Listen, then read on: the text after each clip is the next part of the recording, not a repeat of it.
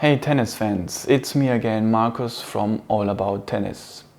Today's video is a generic video about tennis technique. As you know, I created several different videos about the technique of different shots on my YouTube channel. Today I want to explain a little bit more how to interpret those videos and how exactly you should apply the technique to become a really good player, even to turn professional. I am making this video because I realized that there are a lot of players who don't know exactly how technique oriented they have to practice. Meaning how much I have to pay attention to the technique, which details of the different shots are important to become a good player with smooth strokes. The video is divided into the following categories. Why is the technique important and how important is it really to practice the right technique? How does the technique develop itself for the different strokes? Where can I get some help to the right technique? How do I practice technique in the best way? What are some requirements so that the technique is working? And how important is technique amongst Pro Tour players? How much of an impact does it have on their level? To the first point, why is the technique important and how important is it really to practice the right technique? The basic principle of technique is to hit the ball with a certain consistent chain of movement. And if the technique is solid, you can hit the ball very precise, for example the volley, or you can hit the ball with a lot of power and speed, for example the serve, or a mixture of both, for example baseline ground strokes. So a good technique is important, and the more you practice and the better you get over time, the more important is paying attention to the right details at the beginning. A player who does not play a lot or who has just started playing does not benefit that much yet from the right technique. Then to the second point. How does the technique develop itself for the different strokes? The right technique does not get developed by several people sitting around a table and trying to come up with the best ways to hit the ball more effectively. The right technique is being developed by young and talented players who train a lot and therefore create an incredible touch and feeling for the ball. They primarily focus on their feeling for the ball. If you just imitate the technique of the best player on the planet, a perfect technique is not being developed, which might be even better or more effective. Then to the third point. Where can I get some help to the right technique? Well, hopefully from qualified coaches, or just use tips from really good players. YouTube, this is also a good source for helpful tips. Another way is to watch and analyze good players, meaning without any detailed description. What I also think is really important, you should also pay attention to your own feeling, especially once you get better. And you should always reflect if certain things are helpful for you, which you are being told.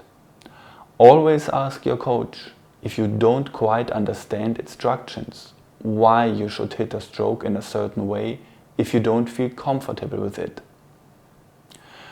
Then to the fourth point.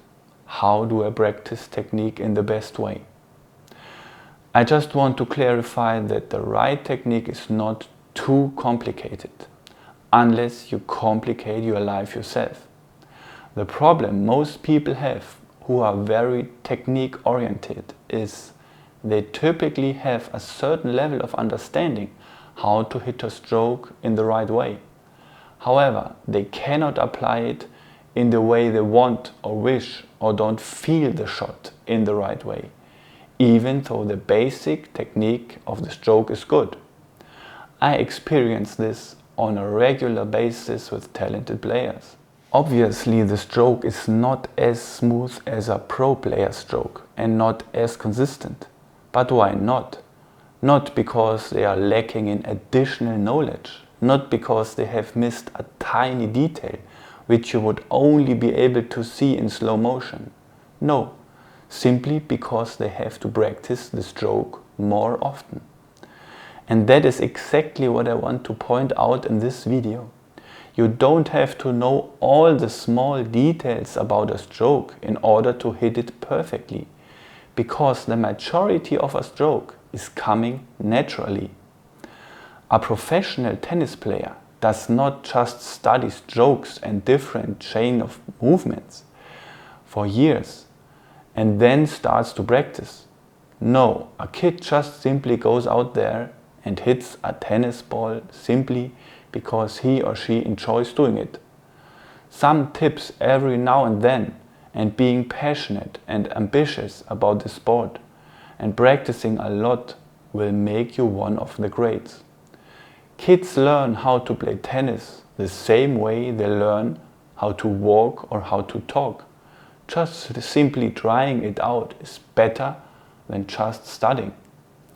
To give you an example, oftentimes I see some discussions online about delaying the head of the racket while hitting the ball. For example, when it comes down to the forehand topspin.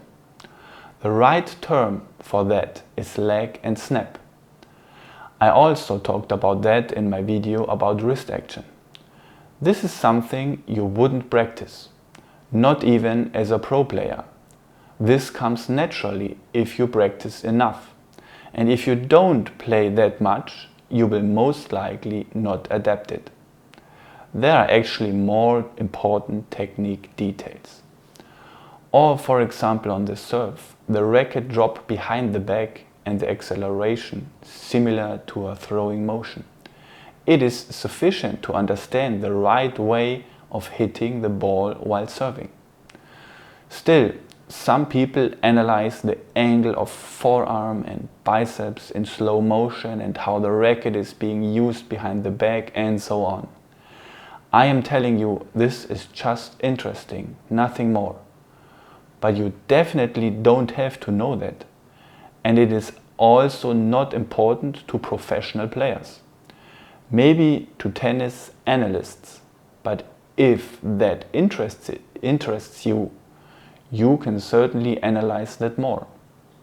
I also think some details are very interesting, but you definitely won't play better tennis by trying to adapt all of that.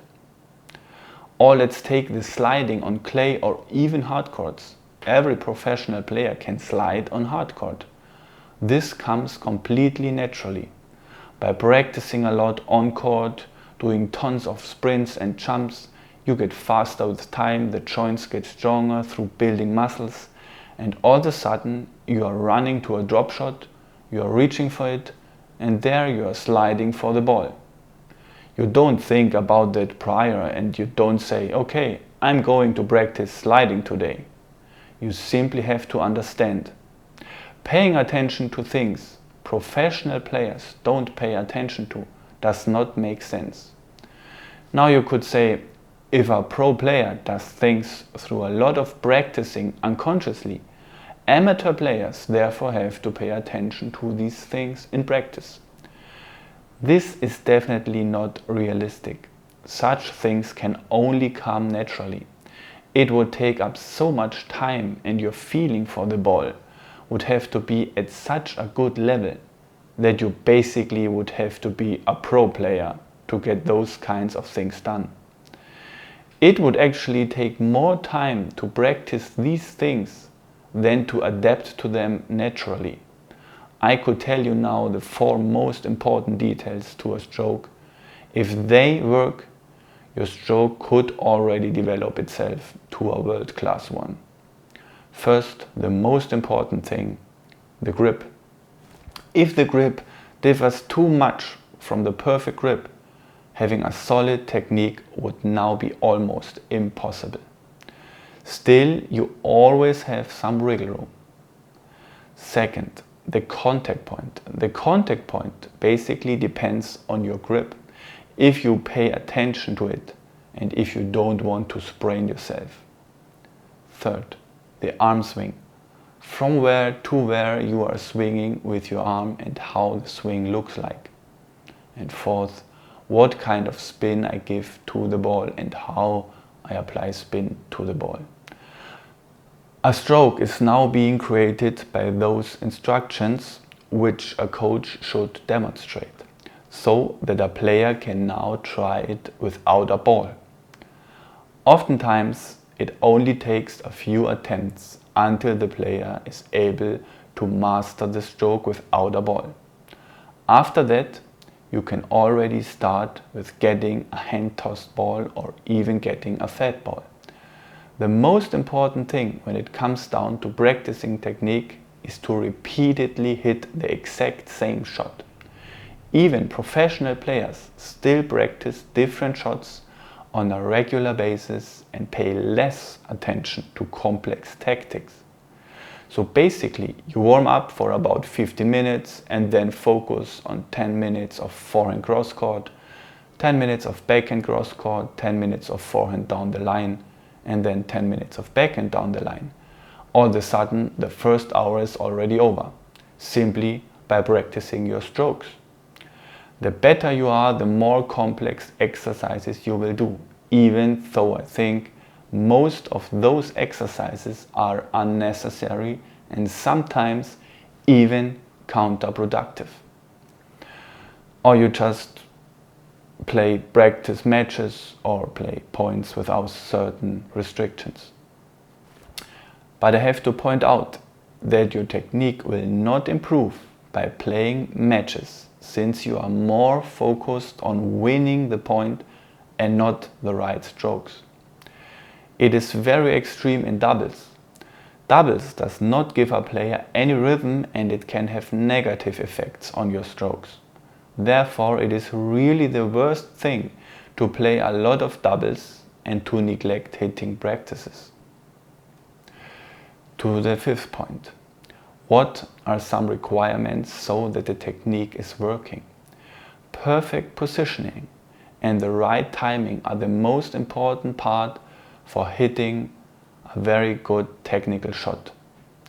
If those two things are not perfect, a good technical shot is not possible. It will just simply not work.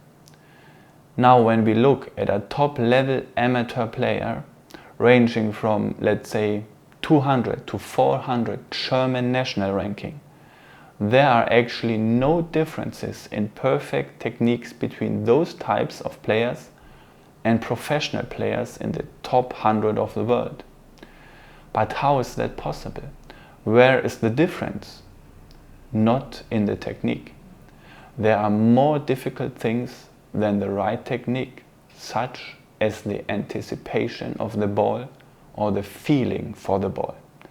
I would say that the perfect stroke consists of 50% anticipation, 40% touch, and 10% technique. The technique is basically the icing on the cake. Anticipation and touch will only develop through playing a lot.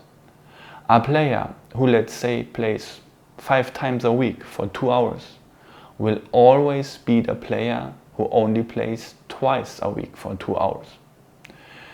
It doesn't matter what kind of technique he or she has, because his touch and anticipation will be a lot better.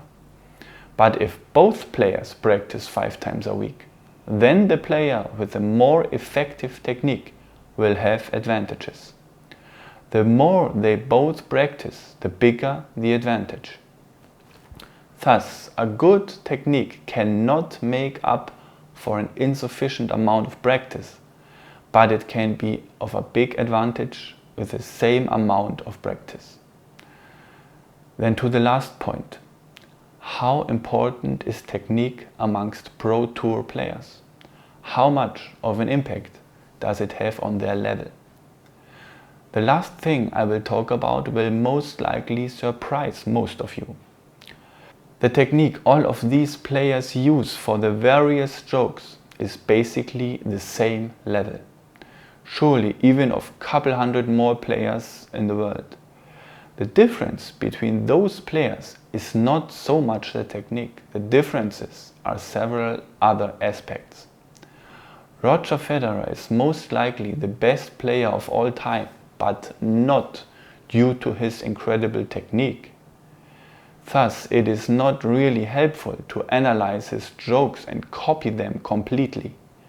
It would be more helpful to analyze a few more players and compare their similarities. And that is exactly the message I want to send you through my videos. With fairly simple words and easy methods, since none of the top players are thinking complicated. You can trust me on that. Now we are reaching the end of my long video. If you have any questions, just reach out to me. And as always, have fun practicing. Cheers!